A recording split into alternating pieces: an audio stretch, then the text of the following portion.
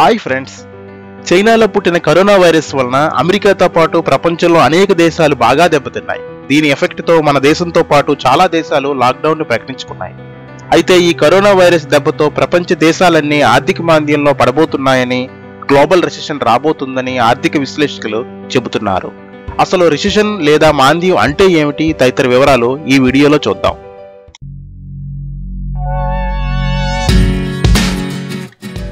Corona దెబ్బకు లక్షల కోట్ల డాలర్ల సంపద ఆవిరవుతుందని United Nations Conference on Trade and Development వెల్లడించింది.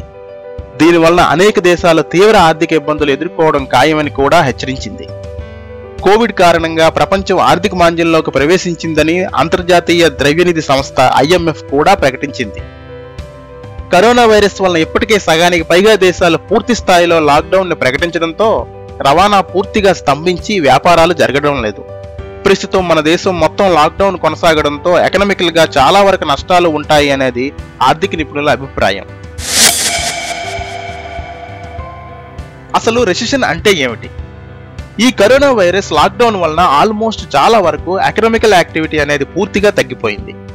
అసలు ఎకనామికల్ యాక్టివిటీ అంటే మనీ యూజ్ చేసి లేదా మనీకి బదులుగా చేసే ఎనీ యాక్టివిటీని ఎకనామికల్ యాక్టివిటీ అంటారు. ఫర్ ఎగ్జాంపుల్, ఒక అతను కూరగాయల మార్కెట్కి వెళ్ళి 100 రూపీస్ విలువ గల కూరగాయలు కొన్నాడు. ఆ కూరగాయలు అమ్మే అతను లంచ్ టైంలో రెస్టారెంట్కి వెళ్ళి లంచ్ చేసి 100 రూపీస్ పే చేశాడు. ఆ రెస్టారెంట్ ఓనర్ ఈవినింగ్ ఇంటికి వెళ్ళేటప్పుడు 100 రూపీస్ పెట్టి పెట్రోల్ ఫిల్ చేయించుకుని ఇంటికి వెళ్ళాడు. సో ఈ ఎంటైర్ ప్రాసెస్లో ఒకే 100 రూపీస్ చేతులు మారడం ద్వారా ఆల్మోస్ట్ 300 రూపీస్ వాల్యూ గల ఎకనామికల్ యాక్టివిటీకి దోహదపడింది. అంటే 300 రూపీస్ మన జీడిపికి యాడ్ అయ్యింది. ఇక్కడ జీడిపి అంటే ఒక దేశంలో ఉత్పత్తి అయ్యే గూడ్స్ అండ్ సర్వీసెస్ యొక్క టోటల్ వాల్యూనే గ్రాస్ డొమెస్టిక్ ప్రోడక్ట్ గా పరిగణిస్తారు. సింపుల్ గా చెప్పాలి అంటే ఒక దేశం యొక్క ఆర్థిక వ్యవస్థ ఎలా ఉంది అని తెలుసుకోవడానికి ఉపయోగించే సూచికనే జీడిపి అని చెప్పవచ్చు. సో ఇంతకు ముందు చెప్పిన ఎగ్జాంపుల్ ప్రకారం అతను 100 రూపీస్ ని ఇంట్లోనే దాచిపెట్టి ఉంటే 300 రూపీస్ జీడిపికి యాడ్ అయ్యి ఉండేది కాదు. అంటే ఒక వ్యక్తి ఖర్చు పెడితే ఇంకొక వ్యక్తికి ఆదాయం అవుతుంది. అంటే ఎకనామికల్ యాక్టివిటీ జరగకపోతే ఎకనామికల్ గా చాలా నష్టం ఉంటుంది. ఇప్పుడు ఉన్న ఈ కరోనా సిచ్యువేషన్ లో పెద్దగా ఎకనామికల్ యాక్టివిటీస్ జరగట్లేదు. ఈవెన్ దీని తర్వాత కూడా కొన్ని రోజులు ప్రజల అవసరానికి సరిపడా ఖర్చు చేయవచ్చు. ప్రతిదానికి ఇప్పుడు ఇది అవసరమా కాదా అని ఆలోచించవచ్చు. దాంతో ప్రోడక్ట్స్ అమ్మకాలపైన ఇంపాక్ట్ చూపిస్తుంది. అంటే వాటి ఉత్పత్తి తగ్గిపోతుంది. ఇలా డిమాండ్ తగ్గడం వలన కంపెనీస్ జాబ్స్ ని తగ్గిస్తాయి. దాంతో అన్ఎంప్లాయ్మెంట్ పెరగడం వలన ప్రజల యొక్క కొనుగోలు శక్తి అనేది తగ్గిపోతుంది. సో ఇదంతా ఒక సైకిల్. ఇది మెయిన్ గా దేశంలో రిసెషన్ లేదా మాంద్యంకి దారి తీస్తుంది. ఇలా ప్రజలు ఎక్కువగా డబ్బులు ఖర్చు పెట్టకపోవడం వలన ఎకానమీ స్లోడౌన్ అవడాన్నే రిసెషన్ అంటారు. మన ఇండియాలో కొన్ని నెలలుగా వాహన రంగంలో అనేక ఉద్యోగాలు పోయాయి. సేల్స్ బాగా పడిపోయాయి. ఆర్థిక మాంద్యం ఫస్ట్ రిఫ్లెక్ట్ అయ్యేది వాహన రంగం లేదా ఆటోమేటివ్ సెక్టార్లోనే. ఒక కంట్రీ యొక్క రెసిషన్ వేరే దేశాలకు ఇంపాక్ట్ అయితే అప్పుడు అది గ్లోబల్ రెసిషన్కి దారితీస్తుంది. సాధారణంగా రెసిషన్ అమెరికా లాంటి పెద్ద ఎకానమీస్ లో మొదట స్టార్ట్ అయ్యి మెల్లగా మిగతా దేశాల మీద పడుతుంది. అమెరికా పెద్ద ఎకానమీ కాబట్టి అన్ని దేశాలతో దానికి సంబంధాలు ఉన్నాయి. అందుకే అమెరికాలో రెసిషన్ వస్తే అది తప్పకుండా గ్లోబల్ రెసిషన్ గా మారుతుంది. ఎకానమీ స్లోడౌన్ అవ్వడం, ఆర్థిక మాంద్యం ప్రభావంతో కంపెనీస్ యొక్క సేల్స్ తగ్గి ప్రాఫిట్స్ బాగా తగ్గుతాయి. దాంతో భారీగా ఉద్యోగాలు కోల్పోయే ప్రమాదం ఉంది. ఫైనాన్షియల్ గా పెద్ద కంపెనీస్ అయితే ఎకానమీ స్లోడౌన్ ని కొంతవరకు తట్టుకుంటాయి. కానీ స్మాల్ ఇండస్ట్రీస్ మరియు కొత్తగా స్టార్ట్ చేసిన బిజినెసెస్ సస్టైన్ అవ్వడానికి బాగా ఇబ్బంది పడవచ్చు. కొన్ని అయితే మూతపడవచ్చు. ఇక వివిధ ఇంపార్టెంట్ రంగాల వారీగా ఏ విధంగా ఉంటాయో ఒకసారి చూస్తే, వ్యవసాయ రంగం మన ఆర్థిక వ్యవస్థకు ఎప్పుడూ సహాయాన్ని అందిస్తూనే ఉంటుంది. కొన్ని ఎగుమతి ఆధారిత పంటలు తప్ప గ్లోబల్ ఎకానమీ సంక్షోభం వల్ల వ్యవసాయ రంగానికి పెద్దగా ప్రభావం ఉండకపోవచ్చు. రెసిషన్ వస్తే మ్యానుఫ్యాక్చరింగ్ రంగం బాగా దెబ్బతింటుంది. ఉత్పత్తికి తగిన డిమాండ్ లేక బాగా ఇబ్బంది పడుతుంది. ఇక సర్వీసెస్ రంగానికి వస్తే ఆర్థిక సంక్షోభం బ్యాంకింగ్ రంగాన్ని బాగా ప్రభావితం చేస్తుంది. ఎంతమంది లోన్స్ పే చేస్తారో తెలియదు. కొత్తగా లోన్స్ తీసుకునే వాళ్ళు కూడా తగ్గవచ్చు. ఇలానే నాన్ బ్యాంకింగ్ ఫైనాన్షియల్ కంపెనీస్కి కూడా ఇబ్బందిగానే ఉండవచ్చు. ఐటీ ఇండస్ట్రీ విషయానికి వస్తే తప్పకుండా ప్రభావం ఉంటుంది. ఇన్ఫ్యాక్ట్ ఆల్రెడీ స్టార్ట్ అయిందని కూడా అంటున్నారు.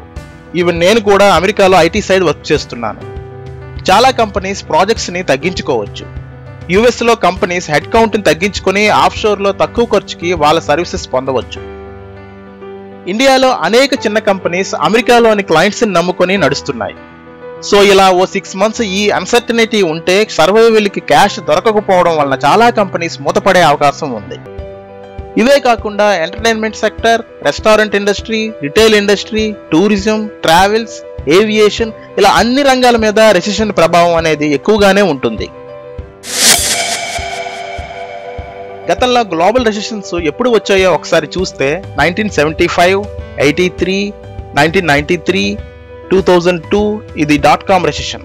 అలాగే చివరగా 2008, 2009లో వచ్చింది. 2008 అమెరికాలో సబ్ప్రైమ్ ఫైనాన్షియల్ క్రైసిస్ వచ్చింది.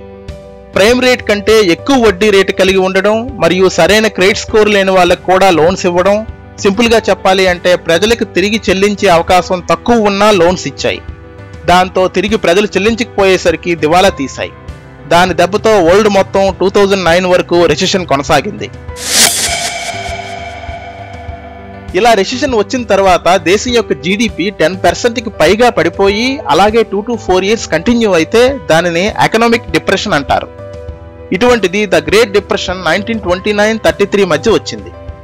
అమెరికాలో ఏర్పడిన ఆ ఆర్థిక మాంద్యం ప్రపంచం మొత్తం ప్రజల్ని బాగా ఇబ్బంది పెట్టింది. ఆల్మోస్ట్ 1939 వరకు ప్రజలు బాగా ఇబ్బంది పడ్డారు. జనరల్గా కంటిన్యూస్ 2 quarters లేదా 6 months పాటు దేశ జీడిపి తగ్గిపోతూ ఉంటే అప్పుడు ఆ దేశం రెసిషన్లోకి వెళ్తుంది అని చెప్తారు. కానీ రెసిషన్ ఫలానా పాయింట్ మీద వస్తుంది అని చెప్పడం చాలా కష్టం. అయితే అమెరికాలోని private non profit research organisation అయిన national bureau of economic research అధ్యయనం ప్రకారం ఏదైనా కంట్రీలో అన్ఎంప్లాయ్మెంట్ పెరిగిపోతున్నా, ఇండస్ట్రియల్ ప్రొడక్షన్ తగ్గిపోతున్నా, దేశ ప్రజల ఇన్కమ్ కంటే ఖర్చులు ఎక్కువగా ఉన్నా ఆ దేశం రెసిషన్లో ఉంది అని చెప్పవచ్చు. ఇప్పుడు ఈ లాక్డౌన్ వలన పెట్రోల్ దగ్గర నుంచి ఆల్మోస్ట్ అన్ని గూడ్స్కి డిమాండ్ బాగా పడిపోయింది. ఈవెన్ లాక్డౌన్ ఎత్తేసిన తర్వాత కూడా అంత త్వరగా డిమాండ్ పికప్ అవ్వకపోవచ్చని ఆర్థిక నిపుణులు చెబుతున్నారు. ఆర్థికవేత్తలు వివిధ రకాల రెసిషన్స్ ని వివరించడానికి డిఫరెంట్ షేప్స్ లో చెప్పారు. అవి మెయిన్ గా వి షేప్ రెసిషన్ అంటే ఎకానమీ షార్ప్ గా కిందకి పడి మళ్ళీ అంతే షార్ప్ గా పైకి లేవడం. యూ షేప్ రెసిషన్ ఎకానమీ పడి కొంతకాలం నడిచి మళ్ళీ పికప్ అవడం. డబ్ల్యూ షేప్డ్ రెసిషన్ ఎకానమీ పడి లేచి మళ్ళీ పడి తర్వాత మళ్ళీ పికప్ అవడం. ఎల్ షేప్ రెసిషన్ ఎకానమీ పడి చాలా కాలం కొనసాగడం. సాధారణంగా most of the recessions V shape recessions గా చెప్పవచ్చు. ఎకానమీ స్లోడౌన్ అవుతున్నప్పుడు దేశ సెంట్రల్ బ్యాంకులు అంటే అమెరికాలోని ఫెడరల్ బ్యాంక్, మన దేశంలోని రిజర్వ్ బ్యాంక్ ఆఫ్ ఇండియా లాంటివి వడ్డీ రేట్స్ ని తగ్గించి మనీని బ్యాంక్స్ కి రిలీజ్ చేస్తాయి. అప్పుడు కమర్షియల్ బ్యాంక్స్ కూడా వడ్డీ రేట్స్ ని తగ్గించి ప్రజలకి లిబరల్ గా లోన్స్ ఇస్తే తద్వారా కొంత ఇన్కమ్ ఫ్లో అయ్యి డిమాండ్ పెరిగి ఆర్థిక సంక్షోభం కొంతవరకు పరిష్కారం అవుతుంది. అలాగే ప్రభుత్వాలు దిద్దుబాటు చర్యల్లో భాగంగా స్టిమ్యులస్ లేదా ఉద్దీపన ప్యాకేజీలను ప్రకటించి ఎకానమీని ముందుకు తీసుకెళ్లడానికి ప్రయత్నిస్తాయి. రీసెంట్ గా మన కేంద్ర ప్రభుత్వం 1,70,000 కోట్ల ప్యాకేజీని, అమెరికా $2 trillion ప్యాకేజీని ప్రకటించారు. అయితే ఇవన్నీ కొంతవరకే పనిచేస్తాయి. కానీ అసలు ఆర్థిక మాంద్యం తగ్గాలి అంటే మాత్రం ప్రజల యొక్క ఆదాయం పెరగాలి మరియు కొనుగోలు శక్తి పెరగాలి. ఈ కరోనా వైరస్ ఎంతకాలం ఉంటుందో తెలియదు. ఒకవేళ కరోనా నుంచి దేశాలు కోలుకున్నా ప్రపంచంలో ఆర్థిక వ్యవస్థ పూర్తిగా దెబ్బతింటుంది, అలానే అన్ఎంప్లాయ్మెంట్ పెరుగుతుంది అని ఆర్థిక విశ్లేషకులు చెబుతున్నారు. ఏది ఏమైనా కరోనా వైరస్ కి వ్యాక్సిన్ త్వరగా కనుక్కోవాలని, అలాగే అన్ని దేశాల ఎకానమీస్ త్వరగా రికవరీ కావాలని ఆశిస్తూ ఈ వీడియో మీకు నచ్చినట్లయితే లైక్ చేయండి, కామెంట్ చేయండి, షేర్ చేయండి. అంతేకాకుండా నా ఛానల్ని సబ్స్క్రైబ్ చేయడం మాత్రం మర్చిపోకండి. Thank you for watching.